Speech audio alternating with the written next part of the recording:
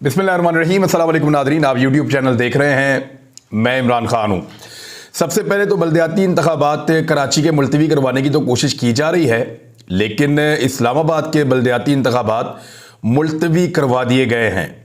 यानी 27 किलोमीटर ऐसा है इस मुल्क में, बहुत बड़ा मुल्क है आपका। यहाँ पे वफाक की 4 इकाइयाँ तो सीधे सीधे 4 सूबे हैं, उसके साथ फिर गिलगित बल्तिस्तान अलग है, आज़ाद कश्मीर जो है वो अलग है।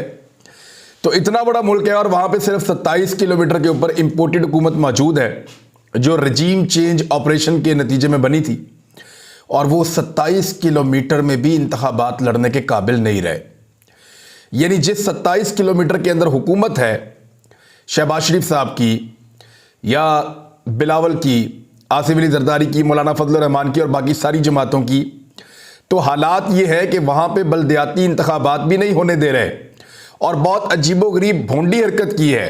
ये मामला अब अदालत में गया हुआ है, लेकिन किया क्या है, 6 महीने पहले एक काम किया था, 6 महीने बाद दोबारा एक नया काम करने की ज़रूरत क्या पड़ी है ये मैं आपको बताता हूँ। लेकिन पहले आप ये एक छोटा सा एक डॉक्यूमेंट है वो आप देख लें, सर्वे है, और ये मुख्तलिफ लोगों ने सोशल मीडिया पे इसको शेयर किया है।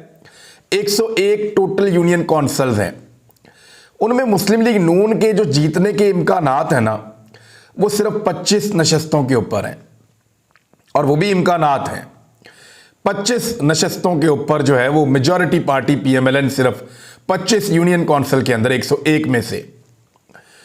पाकिस्तान पीपल्स पार्टी सिर्फ 2 नशस्तों के ऊपर इंतखाबात जीत सकती है इस्लामाबाद में, 2 यूसीज के अंदर। आज़ाद जो है वो सिर्फ 6 जीत सकते हैं। तो इन सबको अगर आप मिला दें तो ये 32-33 बनते हैं, इससे ज़्यादा ये सीटें यहां से नहीं जीत सकते।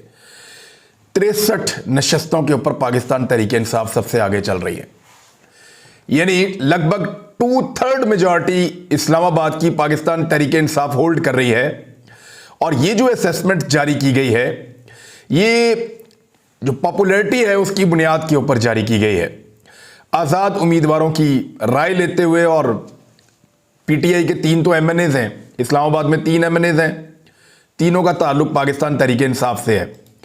मुस्तफ़ा नवाज खोकर क्या कह रहे हैं कि वफाकी हुकूमत ने एड़ी चोटी का जोर लगाकर इस्लामाबाद में आखिरकार बल्दियाती इलेक्शन मुलतवी और शहरियों को उनके हक से महरूम कर ही दिया। ये जमहूरियत का राग अलापने वाली जमातों का हाल है जो अवाम को उनकी दहलीज पर मसाइल का हल और बाइख्तियार बनाने में सिरे से कोई दिलचस्पी ही नहीं रखती। यानी भाग रहे हैं इलेक्शन से, जहां तक हो सके दौड़ो, बस इलेक्शन से भागो वरना इमरान खान पीछे आएगा। और एग्जैक्टली यही इनके साथ हो रहा है। 31 दिसंबर को इंतखाबात थे इस्लामाबाद में। 31 दिसंबर को फैसला करने जा रहे थे 101 यूनियन कौंसिल में इस्लामाबाद के शहरी कि वो किसको बल्दियाती निज़ाम चलाने की इजाज़त देते हैं। लेकिन यहाँ पाकिस्तान तहरीक इंसाफ की मकबूलियत को देखते हुए दौड़े लग गई हैं सबकी। अब जिस 27 किलोमीटर में हुकूमत है वहाँ भी इलेक्शन नहीं लड़ सकते। हालत ये हो गई है कि ये वो शहर है जहाँ पे राणा सनाउल्लाह कहते थे दाखिल नहीं होने दूंगा, कंटेनर लगा दूंगा, मारूंगा, काबू कर दूंगा और ये कर दूंगा, वो कर दूंगा। ये बहुत ताकतवर है यहाँ पे इस्लामाबाद में। पुलिस इनके पास है, इंतजामिया इनके पास है, और हर चीज को ये कंट्रोल करते हैं सिर्फ एक शहर के अंदर। और उस एक शहर में भी इंतखाबात से भाग रहे हैं, क्योंकि यहां भी इमरान खान साहब 2/3 अक्सरियत ले रहे हैं। चीफ इलेक्शन कमिश्नर की सरबराही में इलेक्शन कमीशन में बल्दियाती इंतखाबात से मुताल्लिक केस की समाअत हुई। वफाकी हुकूमत की जानिब से जो वकील पेश हुए, अशतर औसाफ साहब भी गए वहाँ पे, और अशतर औसाफ ने कहा कि इस्लामाबाद की आबादी में इजाफे के बायस यूसीज की तादाद में इजाफा किया गया है। इससे कबल यूनियन कौंसिल की तादाद 50 से बढ़ाकर 101 की गई थी, और अब यूनियन कौंसिल की तादाद बढ़ाकर 125 की गई। ये नहीं बता रहे कि 50 से बढ़ाकर जब 101 की गई थी तो वो कब की गई थी? वो कब की गई थी? आज से 6 माह पहले। 6 माह पहले 50 यूनियन कौंसिल से बढ़ाकर 101 की गई, यानी दुगनी से थोड़ी सी ज़्यादा। और अब मजीद 24 यूनियन कौंसिल बढ़ाई जा रही हैं। ये यूनियन कौंसिल बढ़ाने का या कम करने का मसला नहीं है, मसला यह है कि इलेक्शन से भागें कब तक और किस तरह भागें। यानी अब इतना डिले तो हो जाएगा कि नई यूनियन काउंसिल बनेगी, दोबारा कागजात नामजदगी जमा होंगे, दोबारा उम्मीदवार इलेक्शन लड़ेंगे, सारे के सारे दोबारा अपनी पार्टी से टिकट लेंगे, वापस जाएंगे और जाकर फिर इलेक्शन के अंदर उतरेंगे। तो ये महीने इसमें गुजर जाएंगे। ये दाव लगाने की कोशिश कर रहे हैं। चीफ इलेक्शन कमिश्नर ने कहा कि इलेक्शन कमीशन इस्लामाबाद में 2 मरतबा हल्काबंदियां कर चुका है। हुकूमत को पहले यूनियन काउंसिल में इजाफे का ख्याल क्यों नहीं आया? हर सूबाई हुकूमत बल्दियाती इंतखाबात नहीं करवाना चाहती। हर दूसरे दिन इलेक्शन एक्ट में तरमीम करके बल्दियाती इंतखाबात मुलतवी कर देती हैं।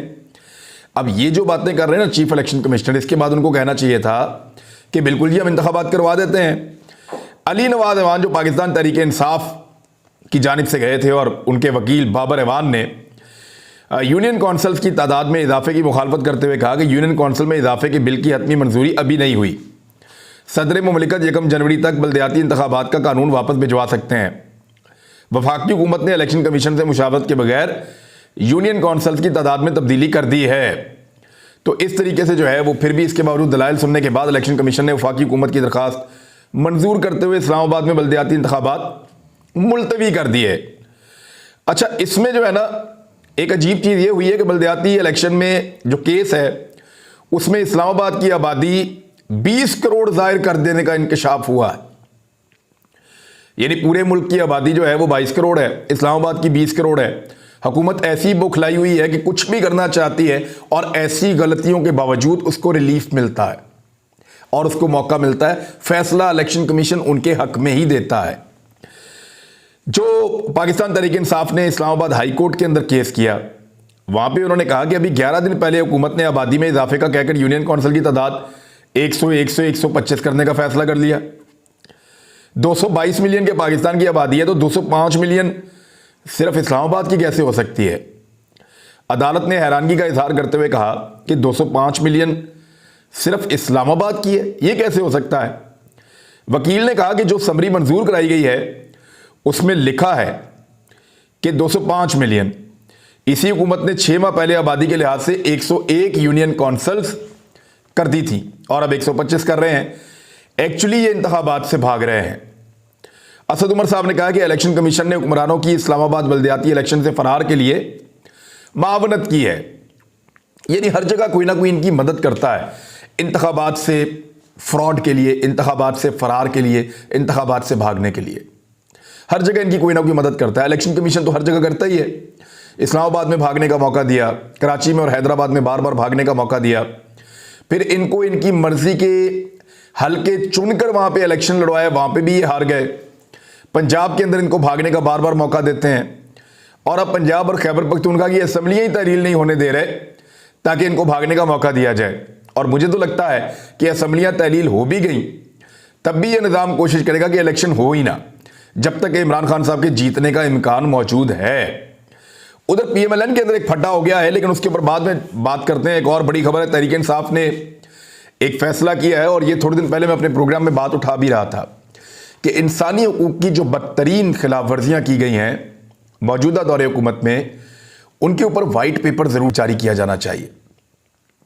आलमी सतह पर इस इशू को उठाना चाहिए कि ये जो 13 जमातों की हुकूमत बनी है और एस्टेब्लिशमेंट इनके साथ है, ताकतवर हल्के और इदारे इनके साथ हैं, पाकिस्तान का 95% मीडिया इनसे खुश है, और इन लोगों ने जो पाकिस्तान के अंदर इंसानी हकूक का हाल किया है और जो मईशत का हाल किया है, इसके ऊपर जिम्मेदारी एक ही अपोजिशन पार्टी है, लेकिन एक वाइट पेपर जरूर आना चाहिए। तो फवाद चौधरी साहब ने अब कहा है कि वो सिफारिशात तैयार कर रहे हैं और मईशत को लेकर और इंसानी हकूक की खिलाफ वर्जियों को लेकर एक वाइट पेपर पाकिस्तान तहरीक इंसाफ जल्द जारी करेगी। और उनका 11 जनवरी से बहुत पहले एतमाद का वोट ले लेंगे, जबकि नून लीग के कुछ अरकान राब्ते में हैं जिन्हें एडजस्ट किया जाएगा, यानी वो रिज़ाइन कर देंगे। अगर रन ऑफ इलेक्शन में जाते भी है तो वो रिज़ाइन कर देंगे। और इस तरीके से जो है वो आजम सवाती साहब वाले मामले पे भी इन्होंने बात की फवाद चौधरी साहब ने, लेकिन वाइट पेपर जो है वो अब आने जा रहा है। बुखलाहट ये है इस वक्त PDM की, खासतौर पे PMLN की, कि ख्वाजा आसिफ साहब ने स्टेटमेंट दिया है कि एस्टेब्लिशमेंट, अदलिया और ब्यूरोक्रेसी समेत पूरी अशराफिया मुल्की मसाइल के लिए जिम्मेदार है। ये ख्वाजा आसिफ कह रहे हैं। यानी अकेला अगर कोई जिम्मेदार नहीं है तो वो नवाज शरीफ नहीं है जिसने साजिश की है। अकेला अगर कोई जिम्मेदार नहीं है तो वो शहबाज शरीफ नहीं है जो मासूम है, बिलावल नहीं है जो मासूम है। ये सारे लोग जितने इस वक्त पीडीएम की जमातों के अंदर बैठे हुए हैं, मौलाना फजलुर रहमान से लेकर नीचे तक, ये सारे मासूम हैं। गुनाहगार जो है वो सिर्फ और सिर्फ एस्टेब्लिशमेंट है, अदलिया है, ब्यूरोक्रेसी है और पूरी की पूरी इस मुल्क की इशराफिया है। ये सारे लोग बेगुनाह हैं जिन्होंने ज़बरदस्ती रिजीम चेंज ऑपरेशन करवाया, सबको फंसाया, बाहर मुल्क से मदद ली, बैरूनी और अंदरूनी मददगारों से मिलकर उन्होंने रिजीम चेंज ऑपरेशन किया, अवाम का पट्टा बिठा दिया, अपने सारे केसेस इन्होंने ख़त्म करवाए। और अब ख्वाजा साद रफीक साहब तो ये भी कह चुके हैं कि हुकूमत में रहने की कोई ख्वाहिश बाकी नहीं रही। भाई आपको ज़रूरत ही नहीं है अब हुकूमत में रहने की। NRO 2 आपने लेना था वो आपने ले लिया, ख़जाना आपने खाली करना था वो आपने कर दिया, मुल्क की मईशत आपने तबाह करनी थी, मुकम्मल तौर पर तबाह हो गई, मुल्क डिफ़ॉल्ट के करीब आपने पहुंचाना था, तकरीबन मुल्क डिफ़ॉल्ट हो चुका है। हर वो चीज़ जो पाकिस्तान के साथ बेहतर थी, जिसको लूटा जा सकता था, वो सारी चीज़ें तो आपने ख़त्म कर दी हैं। तो अब इस मुल्क में इक़्तिदार के नाम पे आपको मिलेगा क्या, या इक़्तिदार आपको दे क्या सकता है? लिहाजा इक़्तिदार की ख्वाहिश तो तब होती है जब इक़्तिदार के साथ बहुत सारे फ़ायदे मिल रहे हों। अब तो लोगों की तनख्वाहें काटने की बात आ रही है। इस वक्त ये डिस्कशन हो रही है कि जनवरी के अंदर, फरवरी के अंदर सरकारी मुलाजमीन को तनख्वाहें कैसे देनी है। जो बड़े बड़े इदारे हैं, जिनके बहुत बड़े बड़े नाम हैं, जिन्होंने बहुत बड़े बड़े कारनामे किए हैं, उनके लोगों के लिए बजट में पैसा कैसे निकालना है। यानी सरकारी मुलाजमीन के अलाउंसेस कट करने का, यानी तनख्वाहें बढ़ाने का टाइम है ये। महंगाई आपने दुगनी से ज्यादा कर दिया। 3 गुना महंगाई करने के बाद तनख्वाह 3 गुना होनी चाहिए थी, बजाय 3 गुना महंगाई के बाद तनख्वाह को 3 गुना करने के, तनख्वाह को कम करने की बातें हो रही हैं। और जितने सीनियर और बड़े अफसरान हैं उनको हाल ही में मजीद नवाजा गया है ताकि उनके जरिए से कंट्रोल किया जा सके। तो ये लोगों को सुनाने की बातें तो अच्छी लगती हैं, लेकिन मुल्क की बर्बादी भी इन्हीं लोगों ने फेरी है। और इस वक्त एक बड़ी परेशानी इनको ये पैदा हो गई है कि जो परवेज इलाही को डी नोटिफाई किया है वो इंतहाई गैर मकबूल फैसला था। उसने PMLN के ऊपर एक धब्बा लगा दिया। यानी अब PMLN कल को अगर किसी वक्त भी कोई गवर्नर कोई एक्टिविटी करता है और नून लीग की हुकूमत होती है तो ये कहा जाएगा कि नून लीग के गवर्नर ने भी तो यही हरकत की थी। देखिए, पीपल्स पार्टी और PMLN दोनों अपने अपने दौर में आमरीत की मिसाल बन चुके हैं। यानी पीपल्स पार्टी ने एक गवर्नर राज लगाया और सलमान तासीर साहब के कंट्रोल में दे दिया पूरा पंजाब। जमहूरियत के ऊपर एक शब खून मारा गया, वहां शहबाज शरीफ साहब वजीर आला थे। अब PMLN ने वही काम किया और पीपल्स पार्टी इनको मना कर रही थी, उनका पहले इसमें तजुर्बा था। ऐसे ही उठकर वही लोग यहां से नहीं चले गए।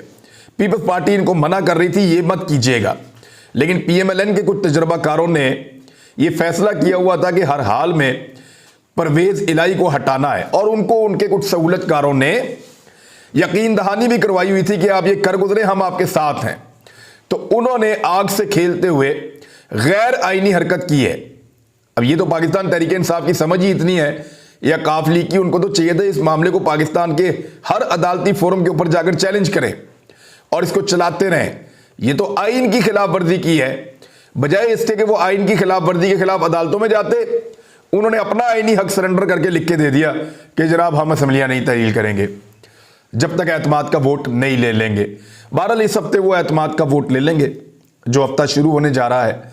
2-3 तारीख को इनकी कोई मीटिंग्स हैं पार्टी की, पार्लिमानी पार्टी की, और उसके बाद वो करेंगे। अब प्रॉब्लम ये पैदा हो गया, PMLN के जो सीनियर लोग हैं, जो समझदार लोग हैं, वो फट पड़े हैं और उन्होंने ये कहा है कि पार्टी के बयानिए को बहुत नुकसान पहुंचा है।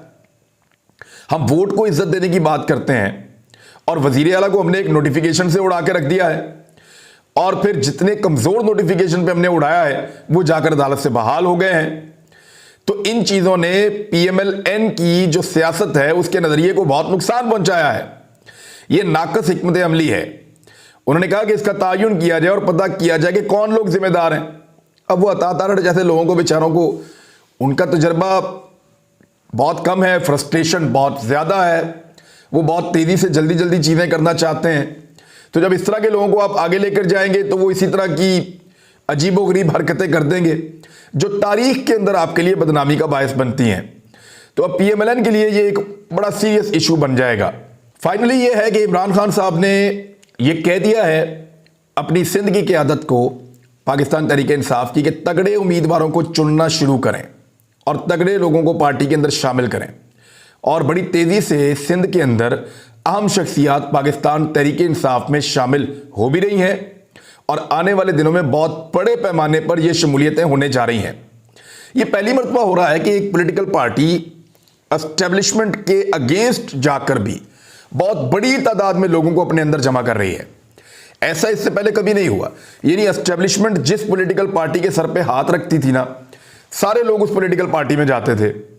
इस मरतबा ये पहली मरतबा हो रहा है कि एक ऐसी पॉलिटिकल पार्टी जो एंटी एस्टेब्लिशमेंट बयानिए पर जा रही है और वो जो उनसे माजी में गलतियां हुई उनका मुदावा भी कर रही है और उसका इजहार भी कर रही है, उस पार्टी के साथ ज्यादा लोग जुड़ रहे हैं। वजह यह है कि लोग ये जान चुके हैं और इलेक्शन लड़ने वाले भी ये जान चुके हैं, सियासतदानों को भी हर सतह के ऊपर यह अंदाजा हो गया है कि इस मरतबा अवाम एस्टेब्लिशमेंट के साथ नहीं है, अवाम एक पॉलिटिकल पार्टी के साथ है जिसके साथ ज्यादती हुई है और रजीम चेंज ऑपरेशन के नतीजे में मुल्क को तबाह करने में या मुल्क को यहां तक पहुंचाने में एस्टेब्लिशमेंट रिस्पॉन्सिबल है। तो इस वजह से पंजाब में, सिंध में, खैबर पख्तूनख्वा में यहां बहुत बड़े पैमाने पर रिएक्शन मुतवक्के है और ये रिएक्शन जो है ये वोट के साथ है और किसी चीज़ के साथ नहीं है। जबकि बलूचिस्तान के अंदर, क्योंकि आपको पता है वहाँ पे इंतखाबात कैसे होते हैं, लेकिन इसके बावजूद कुछ जगहों के ऊपर बड़े तगड़े इलेक्शन होने जा रहे हैं आम इंतखाबात में। अब तक के लिए इतना ही। मुलाकात होती है अगले व्लॉग में। अपना ख्याल रखिएगा। अल्लाह हाफ़िज़।